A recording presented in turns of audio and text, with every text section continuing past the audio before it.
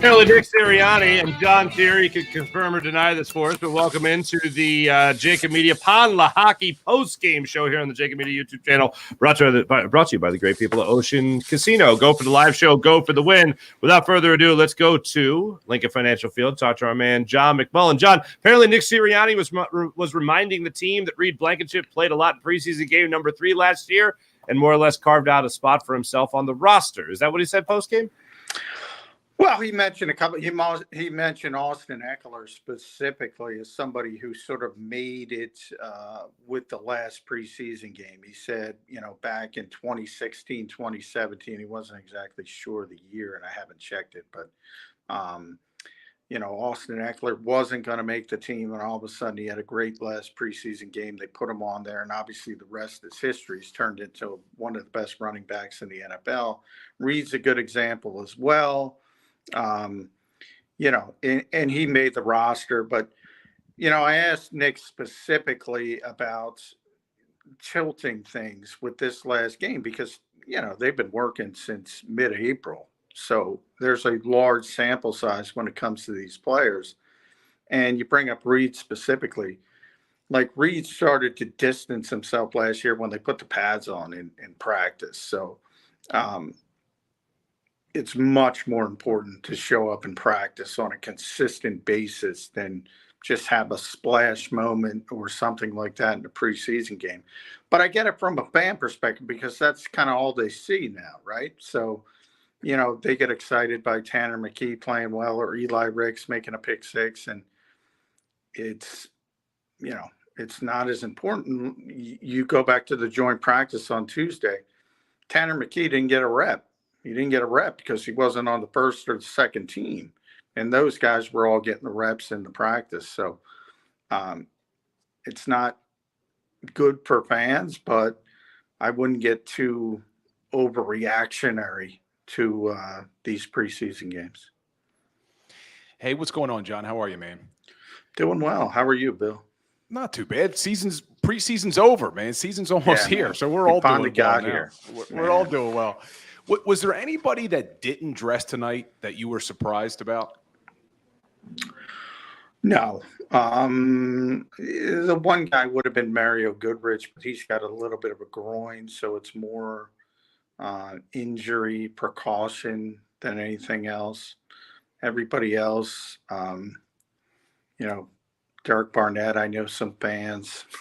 I've been trying to tell him he's going to make this team. I'm sorry, but he's going to make the team. You got to tell Jody that. You got to apologize I got to tell Jody. Jody that consistently.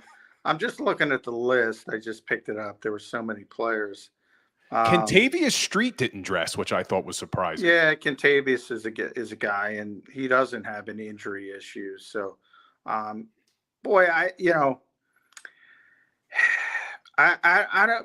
numbers wise, I don't see how Kentavious Street makes this team, but you look at him and say he's not playing in preseason. That's a good sign. So, yeah, that's a good poll, Bill. He's probably the biggest surprise of the guys who didn't dress, I would say. Now, the safeties, all the safeties but Reed Blankenship dressed, and, they're going full bore on this subterfuge. They're all going to make the team, every single one of them. But they don't want to let on who they're going to start week 1 in Foxborough. Do you think they kind of did tonight? Terrell Evans barely out there tonight. Sidney Brown played a lot of the game. Kayvon Wallace was in there in the fourth quarter. Well, they did with Sidney and Kayvon, but not even Sidney, because Sidney needs the reps as a young player with Kayvon. So I put Kayvon aside. It's like 2 weeks ago. Kayvon's going to be here as a special teams player, but Justin Evans, and I describe it as this. Do you want competency? That's Terrell Edmonds. Right. Coverage, that's Justin Evans. And really, if you think about the Big Fangio defense, if you want to make some money, bet on Justin Evans, because you probably get good odds if anybody bets on that kind of stuff. And upside, which is Sidney Brown. But is Sidney ready to go week 1? I've argued throw him out there, throw him in the deep end of the pool. That's the weak part of your schedule anyway. You could probably afford some mistakes Let him get those mistakes out of the system, so when Aaron Rodgers shows up, he's ready to go. Or when Patrick Mahomes later in the season, Josh Allen, et cetera, et cetera, et cetera. If you kind of go the other route and say, all right, let's start Terrell Edmonds, and it doesn't look good for 5 or 6 weeks, and then you say, hey, Sidney Brown, go out there and defend Aaron Rodgers. Aaron Rodgers is going to take advantage of that. And coming down the defense a little bit to the linebacker position, you didn't see Zach Cunningham tonight, which probably signals he's the other starter. But who do you think makes this team between Nicholas Morrow and the rookie Van Surman? Neither. That would be my potential. To me, it's, are they going to keep 4 linebackers on the initial 53? Because you can do a lot more sort of juggling. Remember, the initial 53 isn't going to be the 53 for week 1. There's going to be movement and churning throughout that week. What you do with the initial 53, you want to keep guys on there that you think you can't get through waivers, right? So, Morrow Ajomo might be that guy for the Eagles. And then they could put him on injured reserve. After he's on the 53, he's only got to miss 4 games. Where if you put him on IR before, he's got to miss the entire season. So you can't do that. So there's some strategy you can play. And linebacker's one of those spots where you could say to Nick Morrow, all right, you're a vested veteran. You don't have to go through waivers. Wink, wink. They just did it with Fred Johnson. They did it before the cut down with Fred Johnson. They could say, hey, Nick, we're going to bring you back. We're just doing this as a procedural move. And we're going to put Morrow or somebody else on injured reserve. Then you bring back the 4th linebacker. So the initial 53 isn't as important as maybe people make it out to be, because I think they'll have 4 linebackers for week 1, but I'm not sure they're going to have 4 linebackers on Tuesday. The 3 that are going to be here are Nakobe Dean, Zach Cunningham, and Christian Ellis. And then, Nick Morrow, Ben Van Sumeren. Again, he had 17 tackles today. So people are going to look at that and say preseason, he had 17 tackles. No, it doesn't. That's not necessarily a good thing tonight, by the way. No. The fact that he had that many guys. By the way, Ben is very athletic, very raw. You saw that, he struggled in pass coverage.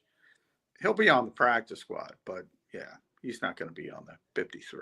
Yeah, I thought the word raw that was applied to him a lot leading up to the preseason was very accurate. I thought that was a really good way to depict what he brings. And yes, I'm happy that he'll most likely make the practice squad. Would you say most likely? Yes. Okay. Yes. I think, he's so gifted athletically, and you saw he's got some things you can work with. So sure, I think he's a perfect practice squad candidate.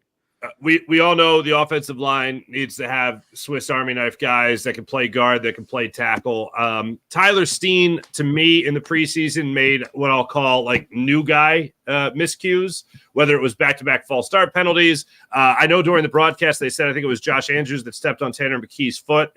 Upon further review, it was actually Tyler Steen. But overall, when he's asked to block and he's asked to do his thing, he does it rather well. He blocked 2 different guys on one play that allowed Tanner McKee to get rid of the ball into the flat for a completion. He's done some things to show me he can be that Swiss Army knife guy of not just being a tackle, but also being a guard. What have you made of his preseason and training camp? I think it was tough. If you think about where people thought it was going to be, and that a lot of people thought it was going to be a legit competition between him and Cam Jurgens. That never materialized at all. Cam took every single first team rep, at least when Jason Kelce was on the field. So that just never materialized. But it was always difficult. He's a tackle by trade. He played tackle. He played right tackle at Vanderbilt. He played left tackle at Alabama. And you're telling him to move to guard at the NFL level and expecting him to hit the ground running. So that's not the easiest thing in the world to do.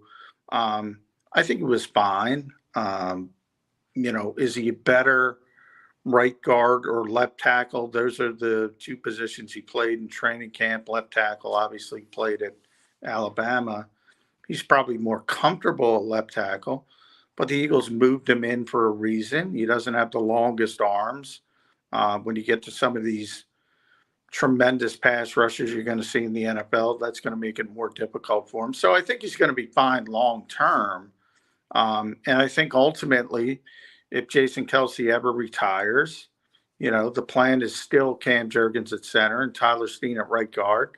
So they have the luxury, similar to what they had last year with Cam, to redshirt him. And you hope nobody gets hurt, and you hope they don't need him, and he can just sit and learn from Jeff Stoutland behind the scenes. John, Devin Allen. I have a guy on my Instagram. He sends me DMs every day about Devin Allen and how much he wants this guy to make the team and return kicks. And I can't imagine a scenario where they're going to keep 6 wide receivers and keep Devin Allen around. Do you see any chance that Devin Allen makes this team? The most impressive part about Devin Allen today was not the kickoff return, because we all know he can run. The punt coverage. Kind of loved it. And he rubbed, he almost, the flub actually helped him because, in certain circumstances, the coverage gets undisciplined because they see the football on the ground, and he took advantage of it, and, he can run past people. But he was really good as a special teams gunner, and that's where he's got to make the team. Because if you're the 5th receiver or you're the 6th receiver, if they're going to keep 6, you got to play special teams, and kick return is part of it. Yeah. But I would argue a more important part is to find somebody who can be that punt gunner, because you lost Zach McPherson, who was their best gunner and is gone for the season. And I asked Nick about that after the game, and he said, yeah, everybody knows he's fast, but he's also tough. He's not like, older people know Ronaldo Nehemiah, was a track star, tried to turn into a football player. There's some other guys, Bob Hayes, far more successful, Willie Gold. But they were football players. Ronaldo wasn't. Devin Allen was a football player at Oregon, and he played, and he played at a high level. So he's not just a track guy. Now, he took a bunch of years off. Britton Covey's injury sort of opened the door a little bit. I'm not going to say, if you want to go 90-10, 90%, I would have told you before Britton Covey's injury, 100% he was making the team. Now, I think you have to leave the door open a little bit, because bring up our buddy Chip Kelly, can't make the club in the tub. He used to love to say that. Not the only one, but he said it way too much. So and that's part of it. If you're not out there, you have a difficult time making the team. Now, while I say that, Devin Allen missed the first 2 weeks of camp because he was in the tub, and he was hurt, and he had a calf injury because he was running track in the off season. So he's a long shot, but he's a guy who kept the door open, and the Eagles will want him back on the practice squad. He's another guy. So I think he's a long shot for the 53, but the Eagles will bring him back to the practice squad. Yeah, because another famous coach saying you can't teach speed, and Devin Allen has it. Yeah, well, he can definitely. I mean, when you got an Olympic hurdler on the resume, you can run. So, and he proved it last year in the preseason. He had I think it was a 55-yard touchdown from the great Reed Sinnett. So he had that. He's got the 73-yard kickoff return. And he was saying, his track buddies are going to kill him because he got caught. And he shouldn't do that as an Olympic hurdler. Shouldn't have got caught. Absolutely. John, answer this question for me. All right. Darius Slay, James Bradbury, Avonte Maddox. Then what? What are we looking at here as far as who makes the team as a cornerback and obviously step up, people stepping up in the Zach McPherson role? Who else is making the squad? Josh Jobe has made the team. Kaylee Ringo is going to be here because he's a high-profile rookie, and I think they're going to keep 6 corners. To me, Mario Goodrich deserves to make the team. They need a backup slot guy, so that's where I know a lot of people looked at Eli Ricks, and Eli played well again today. And he's making a late push as well, but I think Goodrich is ahead of him. You still have Josiah Scott, who is still here, has some versatility.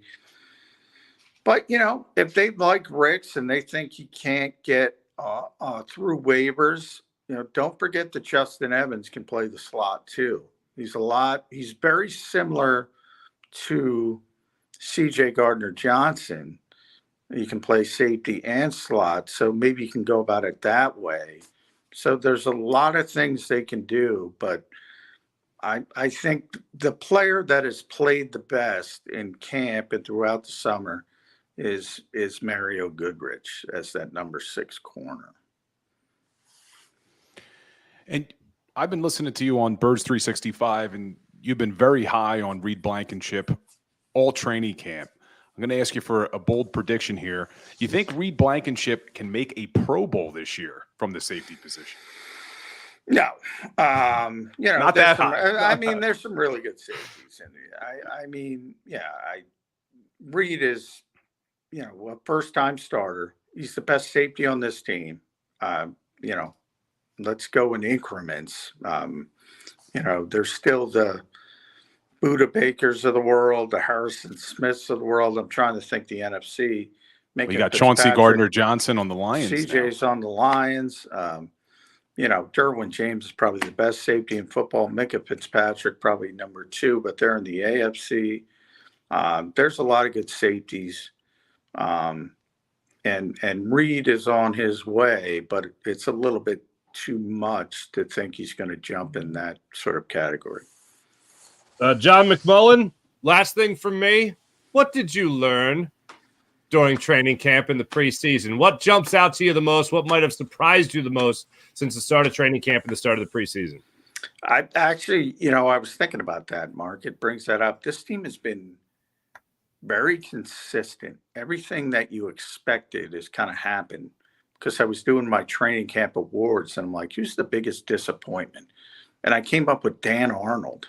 Nothing against Dan. Yeah. I expected Dan to push for a roster spot. Really hasn't done that. But we're talking about the 3rd tight end, a veteran player that they signed for $500,000. Like, everybody who's supposed to be good was good. Jalen was tremendous. AJ Brown was unbelievable. Devontae Smith looks like he's ready to take another step. Dallas Goedert, Cleveland didn't know what to do with Dallas Goedert. We talked about how steady Reed Blankenship has been. The running backs, maybe Kenny Gainwell. Kenny Gainwell is I think if you ask most people, they would say, well, maybe it's Penny, maybe it's Swift. No, it's Kenny Gainwell. Elliott Shore-Parks, our buddy, put together the carries because Elliott loves training camp stats. God love them, Godspeed. But they're not meaningful except for the guys getting the football. And the first team reps, carries, Kenny Gainwell had 34. Number 2 was Boston Scott with 16. Just a massive difference. And then then Penny was 3rd, Swift was 4th. Kenny Gainwell's the guy in high leverage situations for the Philadelphia Eagles. So maybe that's the biggest surprise. Good Lord. Training camp stats. That's where we are, ladies and gentlemen. That's where we've been for quite some time. Not anymore. We are here now. At least we're off the preseason. And by the way, this team is now 1-6-2 in the Nick Sirianni era in preseason football. But at least we don't debate anymore whether or not the starters need to play in the preseason. You remember last year? We debate it all the time. Jody asks me every week. I'm like, who cares? I mean, it was a lot of question marks last year, whether or not they were going to come out slow. And then they went on that tear. I thought we were done with those arguments. I wish we were. They don't value the preseason games. And that's why I say don't take them seriously. They just do not value. They can't highlight it any better. Sean Desai actually said it. We use practice. He actually said we use practice to evaluate everyone. We use practice, not the game. Going to go Allen Iverson on you. Not the game, practice. Going to go opposite. Bizarro, Allen Iverson. It very much is. John McMullen, he'll be with you guys doing Birds 365 in 7.5 hours. John, thanks so much, brother. Appreciate you, man. Thanks, guys. Appreciate it. Absolutely. The great John McMullen joining us from Lincoln Financial Field. We'll be back to, as they like to say on the Birds 365 show, that is. We're going to put a bow on the show